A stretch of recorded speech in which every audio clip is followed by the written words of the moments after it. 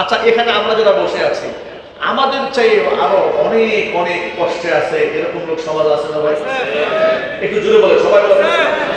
ধরুন আপনি দুঃখে আছেন, কষ্টে আছেন, ঋণগ্রস্ত আছেন, অনেক কিছু আছে, কিন্তু আমাদের চেয়ে আরো অনেক অনেক কষ্টে মানুষ জীবনযাপন করছে, এরকম লোক সমাজে নাই। এই জন্য নবী করিম সাল্লাল্লাহু আলাইহি সাল্লাম বলেছেন, উযুরু ইলা মান তাহতা, তোমার নিচে যে আছে তুমি তার দিকে নজর করবে। লা তানজুরু ইলা মান ফাওকা, যে ব্যক্তি তোমার উপরে আছে তুমি তার দিকে নজর করবে। তোমার উপরে যে ব্যক্তি আছে তুমি তার দিকে নজর করো, তাহলে তোমার মধ্যে নাশুকরি আসবে। তোমার নিচে যে আছে, অধস্থ যে ব্যক্তি আছে তার দিকে নজর করো, প্রতিনিয়ত তোমার ভিতর থেকে আলহামদুলিল্লাহ বের হবে। চিল্লায় বলেন সুবহানাল্লাহ। প্রতিনিয়ত আল্লাহ পাকের দেওয়া নিয়ামতের শুকরিয়া আদায় করতে হবে। আর ওই আকাঙ্ক্ষা ভুলে যেতে হবে যে আমি চিরদিন এখানে বসবাস করবো, এই পৃথিবী আমাকে ছাড়তেই হবে। আল্লাহ নবী সাল্লাল্লাহু আলাইহি সাল্লাম সাহাবায়ে কেরামদেরকে বলেন, ও সাহাবীরা, আল্লাহ তাআলা আমাকে দুটো অপশন দান করেছিলেন। আল্লাহ পাক বললেন, ও মুহাম্মদ সাল্লাল্লাহু আলাইহি সাল্লাম, আপনি যদি চান তামাম দুনিয়ার যত নাজ নিয়ামত আছে, এমনকি মাটির নিচে যত স্বর্ণ গহনা আছে, সমস্ত স্বর্ণগুলো আপনার পায়ের নিচে আমি ঠেলে দেব। এরপর আপনাকে কিয়ামত পর্যন্ত আপনাকে হায়াত দেওয়া হবে, পৃথিবীতে আপনি বসবাস করবেন। এটা যদি চান সেটা আপনি গ্রহণ করতে পারেন। আবার আপনি যদি চান এই পৃথিবীতে দারিদ্র জীবন যাপন করে সংক্ষিপ্ত সফর শেষ করে আপনার মনে আমি আল্লাহর কাছে আপনি সাক্ষাৎ দিয়ে দিতে পারেন। আল্লাহ নবী বলেন, দুইটা ইখতিয়ার আল্লাহ আমাকে দান করেছিলেন। দুনিয়ার সংক্ষিপ্ত সফর শেষ করে রবের সাথে সাক্ষাৎ, আরেকটা ইখতিয়ার হচ্ছে কিয়ামত পর্যন্ত লম্বা হায়াত নিয়ে দুনিয়ার সমস্ত নাজ নিয়ামত আমার পায়ের কাছে ছেড়ে দিয়ে আল্লাহ পাক আমাকে বাঁচিয়ে রাখবেন। দুটো অফার আল্লাহ পাক আমাকে দিয়ে দান করেছিলেন। আমি দ্বিতীয় অফারটা গ্রহণ করি নাই, আমি প্রথম অফারটাই গ্রহণ করেছি। সংক্ষিপ্ত সফর শেষ করে আমি আমার মনিবের সাক্ষাৎটাকে প্রাধান্য দিয়েছি। যদি বলেন সুবহানাল্লাহ। কোরআনে কারিমে জন্য আল্লাহ পাক বলেন, লাকাদ কানা লাকুম ফি রাসূলিল্লাহি উসওয়াতুন হাসানাতুল লিমান কানা ইয়ারজুল্লাহা ওয়াল ইয়াওমাল আখির ওয়া যাকারাল্লাহা কাসীরা। আমি আল্লাহ রাসূলের মধ্যে তোমাদের জন্য রয়েছে সর্বোত্তম আদর্শ। মুহাম্মদুর রাসূলুল্লাহ সাল্লাল্লাহু আলাইহি সাল্লাম আমাদের আইকন, আমাদের আইডল, তিনি আমাদের নমুনা, তিনি আমাদের অনুসৃত, তিনি আমাদের মুক্তাদা, আমরা হলাম তার মুক্তাদি। চিল্লায় বলেন ইনশাআল্লাহ। চিৎকার দিয়ে জুড়ে বলেন ইনশাআল্লাহ। রাসূলের অনুসারী হওয়াতে আমাদের কোনো আপত্তি আছে?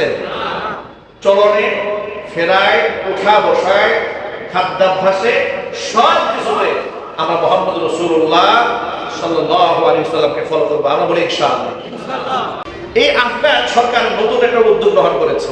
সেটা হচ্ছে এই যে সরকারি কোনো কর্মচারী কর্মকর্তা সন্তান যদি ভিন্ন দেশে পড়াশোনা করে তাহলে তার আর চাকরি, সরকারি চাকরি দেশে থাকবে না।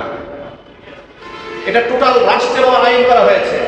নিজের সন্তান বিদেশে পড়াশোনা করবে, এরকম যদি হয় তাহলে তিনি রাষ্ট্রীয়ভাবে চাকরি দেশে করতে পারবেন না। দুর্নীতি জিরো টলারেন্সের নামে আনার জন্য এই উদ্যোগ তারা গ্রহণ করেছেন। আমরা মনে করি ডক্টর মোহাম্মদ ইউনূস সংস্কারের যতগুলো প্রকল্প হাতে নিয়েছেন এর মধ্যে সবচেয়ে বড় সংস্কার এটা হওয়া উচিত, রাজনীতিবিদ এবং সরকারি আমলাদের সন্তান যারা বিদেশে থাকবে অবশ্যই আইনগত ব্যবস্থা গ্রহণ করে অবশ্যই যারা সরকারি চাকরি করে তাদেরকে চাকরি থেকে ঘাট ধাক্কা দিয়ে বের করে দিতে হবে।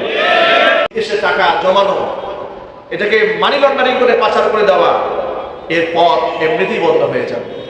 এই কথাগুলো প্রাসঙ্গিক আমি এই জন্য বললাম যে দেখুন, অল্প তুষ্টি মানুষকে দুনিয়াতে জান্নাতি সমৃদ্ধি দান করে। এই যে এরা শত শত বাড়ির মালিক হয়েছে, এদের কোনো সুখ আছে? একটু জোরে বলেন ভাই। এদের কোনো শান্তি আছে? এদের বউ এক জায়গায়, ছেলে এক জায়গায়, মেয়ে এক জায়গায়, এদের বাড়িঘর সব বন্ধ বন্ধ হয়ে হামাম মানসুরা হয়ে আছে, বিরাট ভূমি হয়ে আছে। সেখানে এখন পশু পাখি বসবাস করছে। এটা হচ্ছে সামান্য দৃষ্টান্ত, সামান্যতম। এখান থেকে আমাকে আপনাকে সকলকে শিক্ষা নেওয়া উচিত। অবৈধ সম্পদ আর উচ্চাভিলাষী আকাঙ্ক্ষা এই পৃথিবীতে মানুষকে যেমন সুখী বানাতে পারে না, পরকালীন ভাবে তাকে কোনোদিন সন্তুষ্ট করতে পারবে না, পরকালীন সুখ তার কপালে জুটবে না। এই জন্য অল্পে তুষ্ট হয়ে যান। আল্লাহ নবী সাল্লাল্লাহু আলাইহি ওয়াসাল্লাম বলেছেন, অল্পতে যে বান্দা তুষ্ট হয়ে যায়, ওই বান্দার অল্প আমলের সঙ্গে আল্লাহ রাব্বুল আলামিন তুষ্ট হয়ে যায়। কখনো যেন এমন না হয়, ভাই কেমন আছেন, আর বলবেন না ভাই সব শেষ, এই মনোভাব কখনো রাখবেন। পেটে যদি খাবার নাও থাকে, যদি কেউ বলে ভাই কেমন আছেন, হাসিয়ে বলবেন আলহামদুলিল্লাহ, আল্লাহ আমাকে খুব ভালো রাখছেন। মজার একটা কথা শোনেন, ছোটবেলায় একটা সময় দেখতাম লোকেরা অনেক বেশি খেত, শারীরিক পরিশ্রম করত, এবং খানা বেশি খাওয়াটাকে অনেকে গৌরবের সাথে বর্ণনা করতো যে অমুকে 1 কেজি মিষ্টি খেতে পারে, 1.5 কেজি মিষ্টি খেতে পারে, এটা একটা গৌরবের কারণ ছিল। কিন্তু বর্তমান পুরো সমস্ত উল্টে গেছে। খাবার খেতে বসেছে, মিষ্টি একটা নিয়েছে, না না ভাই এটা সরান, এটা সরান, এটা খাওয়া যাবে না, এটা আমার জন্য ঠিক না, এটা খাবেন না, না না গোশত, গরুর গোশত খাওয়া যাবে না, খাসি খাওয়া যাবে না, চিংড়ি খাওয়া যাবে না, ইলিশ খাওয়া যাবে না, সরান এগুলো সব। কি নিয়ে আসলে সাদা ভাত একটু নিয়ে আসেন, সামান্য সিমসাম সবজি নিয়ে আসে, ব্যাস খানা শেষ। আরে বাবা এগুলো বললেন কেন? তারা বলে দেখেন ডক্টর নিষেধ করে দিয়েছে, আমার blood pressure, high pressure, diabetes, নানান সমস্যা, এই জন্য আমাকে খাবারকে সীমিত করে দিয়েছে। বলে কেমন সীমিত করেছে? বলেছে পেটের মধ্যে ক্ষুধা রেখে খাবার খেতে। 1500 বছর পরে এসে ডাক্তার সিদ্ধান্ত দিয়েছে পেটের একাংশ খালি রেখে খাবার খেতে। কিন্তু আপনি শুনে অবাক হবেন, 1500 বছর আগে আমার আপনার কলিজার টুকরা নবী শিক্ষা আমাদেরকে হাদিস দান করেছেন। মেডিকেল সায়েন্সের কোন ফর্মুলা আপনি ফলো করবেন? আল্লাহর নবী বলেছেন ইমানদার বান্দা ভুঁড়ি ভোজন করে কখনো খাবে না। ইমানদার বান্দা পেটটাকে 3টা ভাগে ভাগ করবে, 1 ভাগে সে আহার গ্রহণ করবে, 2য় ভাগের মতো সে পানি গ্রহণ করবে, 3য় ভাগ একদম পরিষ্কার ফ্রি রাখবে নিঃশ্বাস নেওয়ার জন্য। যদি বলেন সুবহানাল্লাহ। এর মানে এই 21শ শতাব্দীতে সে মেডিকেল সায়েন্সে শিক্ষা দিচ্ছে মানুষকে সুস্থ রাখার জন্য। আমার আপনার কলিজার টুকরা নবী এই শিক্ষা আমাদেরকে দিয়েছেন 1500 বছর আগে। যদি বলেন সুবহানাল্লাহ। এই যে ডক্টর জাহাঙ্গীর কবির ডায়েটিশিয়ান, সবাইকে ডায়েট ফর্মুলা দেন, তিনি বারবার খালি রোজা রাখতে বলেন। তো এই ফর্মুলা ইনি দিচ্ছেন নতুন করে ইদানিং, যে আপনি রোজা রাখেন সুস্থ থাকবেন। আর এই ফর্মুলা আমার আপনার রাসূল দিয়েছেন 1500 বছর আগে। নবী করিম সাল্লাল্লাহু আলাইহি ওয়াসাল্লাম বলেছেন প্রত্যেক সোমবার এবং প্রত্যেক বৃহস্পতিবার রোজা রাখবেন। প্রতি সপ্তাহে যদি 2টা করে রোজা হয়, মাসে কয়টা রোজা হয়? কয়টা?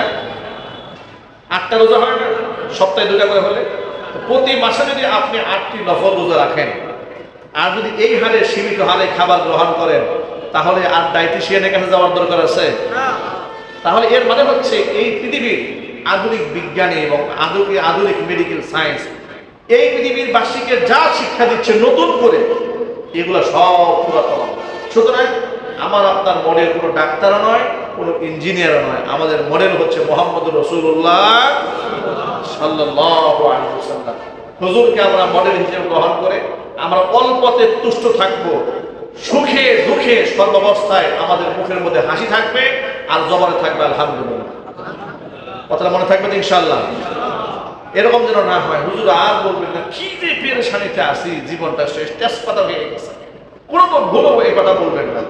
জিজ্ঞেস করে কেমন আছে? আলহামদুলিল্লাহ, আল্লাহ খুব ভালো, আলহামদুলিল্লাহ, আল্লাহ খুব ভালো হয়েছে।